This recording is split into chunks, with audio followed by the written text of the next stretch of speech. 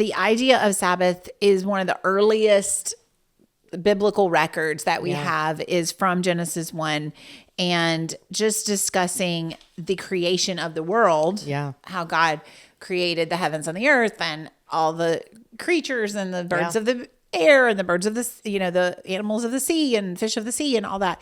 And then on that seventh day, he rested, right? And then we see that modeled and, given down as a commandment to remember the Sabbath and keep it holy in those 10 commandments. Yeah. And so it's really something that God has put emphasis on, that the Bible puts emphasis on. So we want to not skip over it and not just say, oh, that's not relevant for us. Yeah. There's an underlying teaching there that's supposed to help us.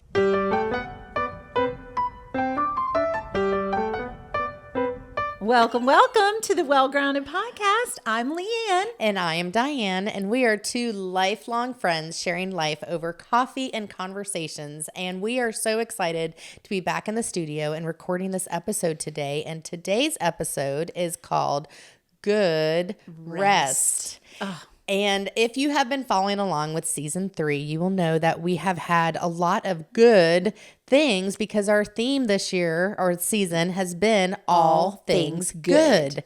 Mm-hmm. And this time we wanted to spend this episode to just kind of pause and think about, take that deep breath and realize, why is rest good? Yeah. Why is it actually a command from God to us? Why do we need to think about this and plan for it? Right. And what are some practical things that we've done in our lives that can maybe encourage you about it? And what are some challenges to getting that good rest? So we're going to kind of approach it from that biblical perspective, from different angles. Yeah. And just, we always love the practical. Yeah. And it's kind of a buzzword right now. You hear a lot of people talking about protecting the Sabbath. What is your Sabbath? Right. And, we kind of want to delve into that a little bit today and just kind of talk about that. This intro.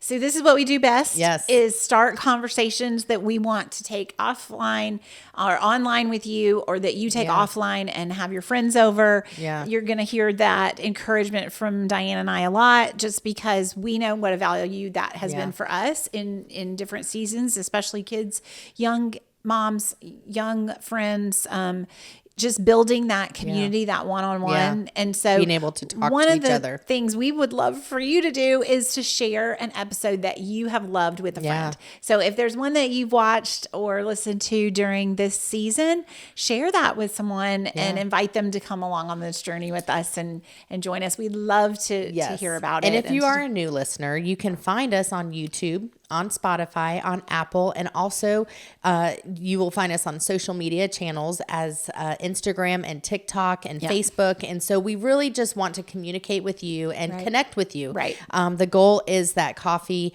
and that connection with you. And so we have lots of fun things. And speaking of coffee, I was going to say, I felt a little intro there. I know, right? This is fun. So this what you got for me, friend? Something the new latte moment to both of us. So if you are a new listener, this is what we call our latte moment. And it's been a fun practice that we have done for every single episode. We have a new kind of coffee drink and things. Good. And so this one today is the cracked matcha latte. Okay. Now I might have said that wrong, but matcha. I see something in here. Yeah, matcha. Yes. So this that you see cracked in here is white chocolate. Oh yes, it's delicious. So I just don't see how you can go wrong with that. But if you're not a matcha fan, it does taste a little different. And it obviously it has a green color. If you are watching us, so that means it's healthy. And it's supposed to, it's supposed to be healthy. But as always, my latte moment recipes are pretty easy because. But you can really make these at home. She's upped her game. She's upped her game this year. Look at this season. We're going next level. Yes. And so really, this has only a few ingredients, which I find always helpful. You can do a cup of milk of your choice. So we used almond milk today. A teaspoon of matcha, and I got my matcha online. And so you can order that, or you can probably find it in any health food store of your choice.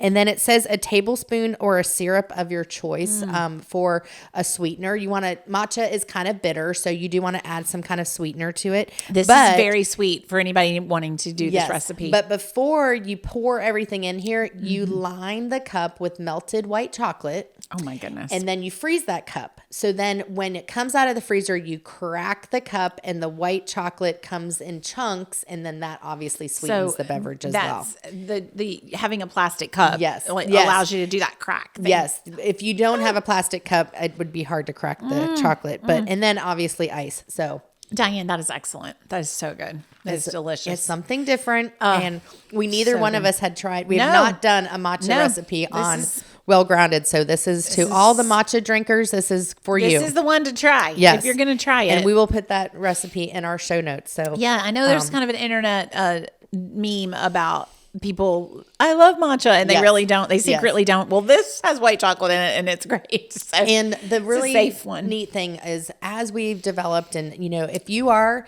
following along and you love our latte moments, do the drink and post a picture about it. We really want to shout out to a couple of friends that did that this last season, and that was so fun to see that. And I think if you have more any people suggestions, are having them. They're just not tagging us. Yes. So would you tag us, please? Definitely. That'd be great.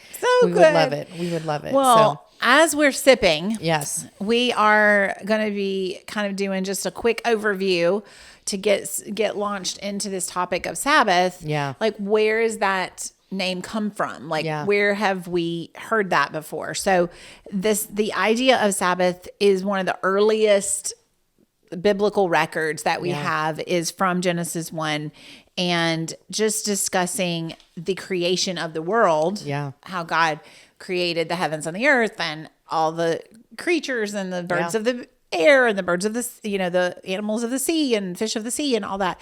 And then on that seventh day, he rested, right? And then we see that modeled and, given down as a commandment to remember the Sabbath and keep it holy in those 10 commandments. Yeah. And so it's really something that God has put emphasis on, that the Bible puts emphasis on. So we want to not skip over it and not just say, oh, that's not relevant for us. Yeah. There's an underlying teaching there that's supposed to help us. And it's remarkable on how much our bodies do need rest. It has been proven that when you rest well, you are healthier. You can do what you need to do. And, I'm even thinking back to when our children were little. Right. The pediatrician would tell you, at this age, they need this amount of rest at this age. And I'm like, why is that not still the case? Like, I think at our age, somebody should be telling us that we need to have this amount of rest. And I'm just going to put that in my calendar because I think that would be really nice. Please don't disturb me. I haven't gotten my full rest yet. Yes. The problem is, I think as we get older is we have a lot of more things on our minds. Yeah. And sometimes it is hard to find that rest and to make us kind of take that time for it. Yes. And when just real quick, I wanted to mention about in the 10 commandments, those first 3 commandments are about our relationship with God. And he says, remember the Sabbath and keep it holy is that number 3 in the list of 10. And so when we're thinking about, not having other gods before the one true Yahweh, the God of Abraham, Isaac, and Jacob, when we're talking about those, and he puts that up in the top 3, he's wanting it to catch our attention that he's created us to need that. And, we know about things that people, like you mentioned, child developmental for rest, but also like there are illnesses that it's like if you're not getting into deep enough sleep, like chronic fatigue and fibromyalgia and things like that are just literally your body is sending messages because you need more rest. And so when you're not getting into that deep sleep, that's an issue. But Sabbath is not just about sleep. No. Sabbath is about taking a break, taking a pause, taking a time to not work. And it's about trusting God and that he's going to provide for you. So, well, I believed, because sometimes people do get focused on that word rest. that I truly believe that it could, for me, it's about margin. It's about how do we create that space in our calendar or space in on our time that we can rest. And like you said, it might not be physical rest. Right. It could be a renewal. It could be a time that you, are in the Word.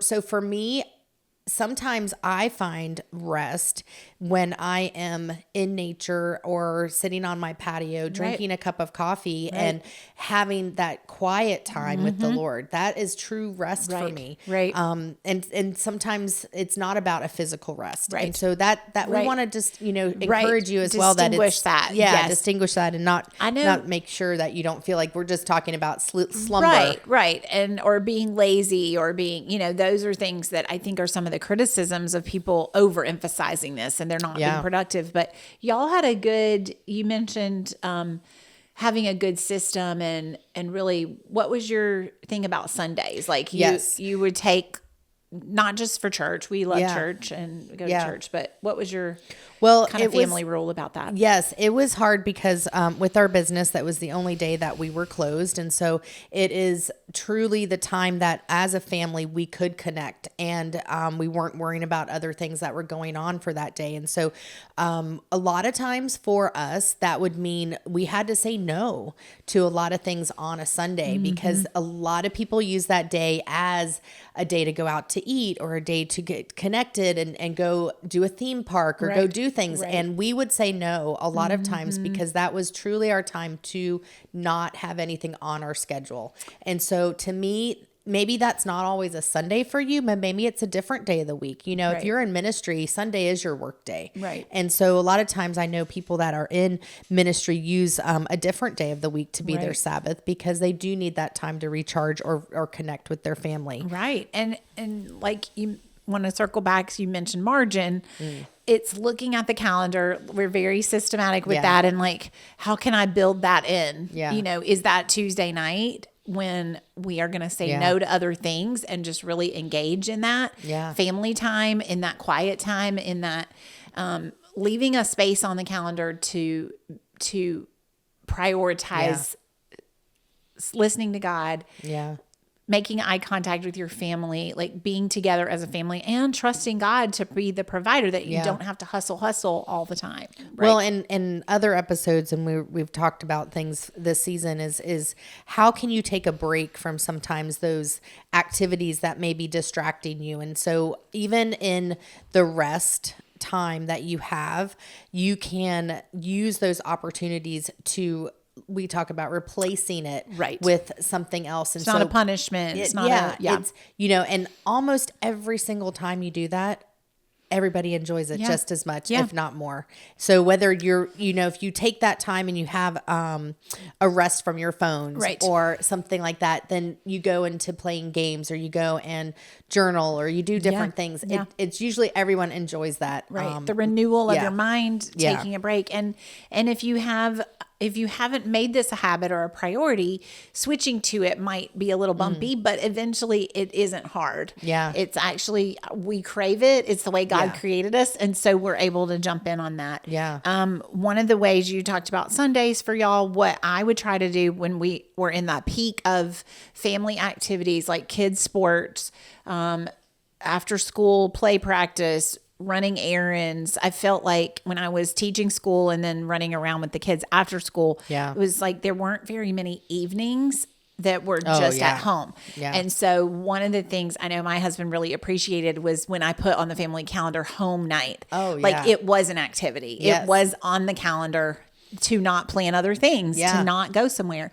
And so people can look forward to it. Exactly. It's there's planned. it's permission to rest as much as anything, like permission to just be, not have something wall to wall schedule. Yeah. Constant. And when we talk about that margin, that's kind of what we're saying is, and when your kids are younger, their activities can overtake your schedule really easily. And you have to, if you have a large family, I have 4 kids, but when they were young, there's not kitty kids they're anymore. not little kitty kids. And, when you're driving them to and from things, and you as a family have to discuss what is really going to work best for your family. Right. And sometimes that is, combining activities. Right. You physically cannot be in two places at once, Right. as much as we try tried. to. We've tried it. But, We've tried it. You run back and forth. Yes, Drop this one off. Get over here. It's very exhausting. Yes. And, and so you do have to make those adjustments. And I will share from experience that in the long run, their life is going to be just as good. Right. Whether they are busy from sun up to Yeah. sundown Yeah. or if they have those periods of rest. I know. If anything, one of the things that we've done in the summers is a lot of times people use the summer as that springboard into extra activities or, the things that you couldn't do during the school year and things. Well, in my household, summer was actually the non-activity. Right. Unplug. Do not have, and as they've gotten older, they have had missions trips, they have done youth camps and things, Right. and those do take big chunks of time. But we need to have those recovery days after that. Sprinkle in with a rest week or a home week or whatever. One of the things you mentioned I wanted to circle back to was with the rhythms is the way you're describing it. It's like if the school year is really intense for your family and that's the season that you're in, look for ways to give that a break, give that downtime. Ideally, that's weekly in some way, shape, or form, but it might be seasonally. It might be just something that you're jumping back into. I am the queen of the non-routine in the summer. Yeah. Like it has to be, it's a gift to you and to your kids to model that. Yes. Yeah. And so it's just kind of a lot of fun to not have to have what's on the schedule today. What do we have to do tomorrow? Right. It's nothing. Like, let's just see where the day goes or let's just not do anything and just leave that margin for sometimes spontaneity, which is a lot of fun because that's what summer can be for, is that spontaneous fun that you can do as a family. That's right. I wanted to share a verse from Isaiah 40:31 that has always been an encouragement to me, especially sometimes when you are in a season, when you feel like you are going and going and going. And it says, but those who hope, it's from Isaiah 40:31, but those who hope in the Lord will renew their strength. They will soar on wings like eagles. They will run and not grow weary. They will walk and not be faint. And I feel like that verse has always been something that I've been able to encourage our kids and ourselves and our family for because, that's what we want. We want to be able to soar like an eagle and have the hope of what's next, but not be weary in doing that. I think that's very important. I love the cause and effect in there. Like when you do this, you will experience this. And I love those verses the most. So I'm also going to share a verse with you. Psalm 62:1. And I have it here, so I'll just read it here. Truly, my soul finds rest in God. My salvation comes from him. Yeah. There's nothing the world is going to offer us in one more activity or one more time slot or one more thing that can replace just that decompress, that margin of time that we're talking about. We're going to share some resources that are like kind of talk about rhythms or some terms that you hear. Gabe and Rebecca Lyons have a really neat podcast about that, a book and some resources about that. But rhythms for life is what they call it.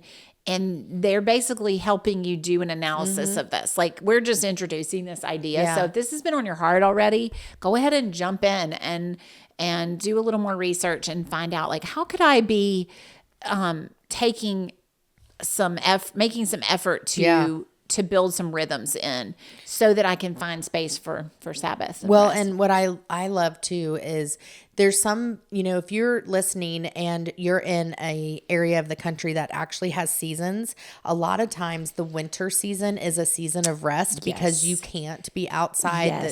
The nights, the days are longer. I have a good friend who's even in Alaska and she talks about that all the time, that winter is very hard because they have a very short day, and it's a lot harder. And so it is just it's like a forced rest, Rest. like with the season. Yes. Yes. The You know, nature is calling you to In Florida, slow we down. don't get that as much.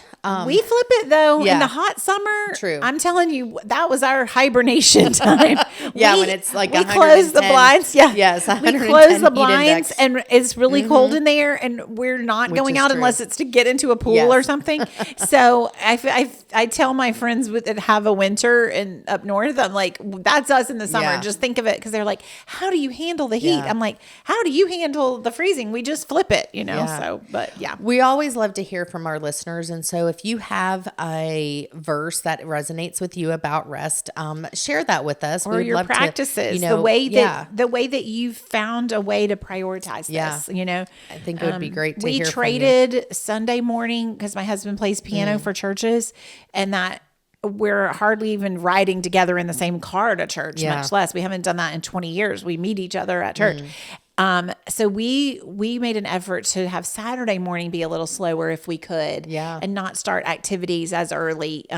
You know, And you had to protect that. Yes, it Like, was hard. Sometimes you have to, you know, like literally put that hedge of protection around it, because like that's what you were mentioning before about our Sundays is, Yeah. you know, to this day, you know, we don't do a lot of things on Sunday because that was just our rhythm Right. that we did for so many years. Right. Now with the kids not as little and things Right. different, you know, things in our life, we would actually have more time to do things on Sundays, but Right. we are still in that rhythm, Right. that it is a rhythm of rest. You check it like, oh, this needs to be pretty important for me Yeah. to give up my Sunday rest for Yes, it, you know? yes. So I agree. And I really love that. I mean, whether it's Sunday or Saturday or Monday to you, that day of rest creates that reset for you. You know, if you've had that hard week, if you've had that on the go every minute, which we all have had those days and weeks, that day of rest can just reset it for you so that you can go on and kind of have the next week with a refreshed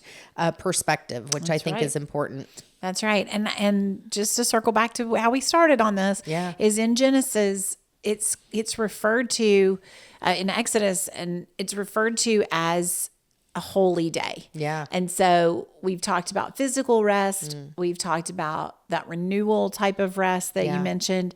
And just not to, the reason we're giving this an episode and to giving this a conversation Yeah. is so that it is something that's added into all things good, because we can fill up our day, we can fill up our calendar, we can fill up our week with things. Yeah. But if it doesn't pass that test of being something that God's called us to do, something we really are needing to add in at this time, then it's not, we don't want to have it encroach on that rhythm of rest and productivity. So, I think for our listeners today is about the how and the why, you know, and we know that God has created this for us. And so it's good. not about should we do it, but we need to do Right, it. right. And that God has cultivated that in us Yeah. to have that time of It's rest.